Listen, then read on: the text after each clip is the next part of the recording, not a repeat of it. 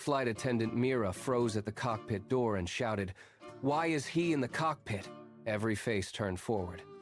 Louis Beans sat in the left seat like he belonged there. Behind him, Frank nodded calmly. Outside, baggage carts rolled across the wet Boston tarmac. 10 minutes earlier, near Gate 14, Louis heard airline staff arguing over missing crew and delayed pilots. He stepped in before they finished and announced that he could help.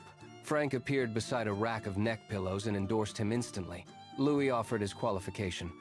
Planes mostly fly themselves now. Nobody truly approved him, but nobody stopped him fast enough. Louis tailed real pilots through the terminal and into a service corridor, memorizing taps, switches, and checklist words in the wrong order.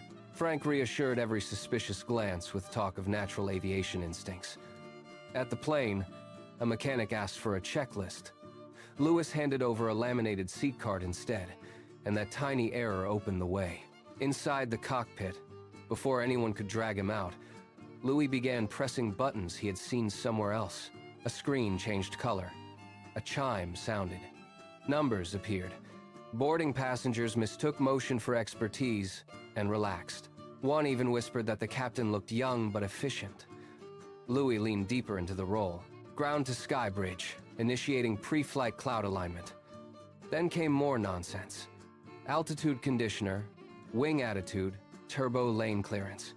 He said everything with flawless confidence, and for one surreal minute, it almost worked. Then Louis found a bright warning handle and pulled it. The emergency slide blasted from the aircraft with a violent pop and spilled across the gate like a giant yellow tongue. Passengers screamed. One child cheered, and alarms erupted through the cockpit.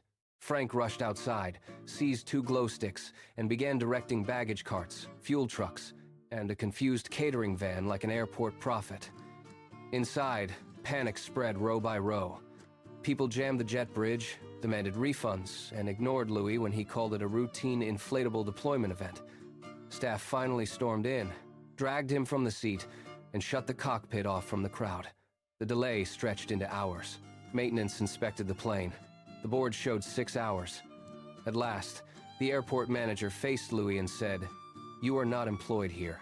Louis answered, "I was helping." Security walked him and Frank away, already planning helicopters next.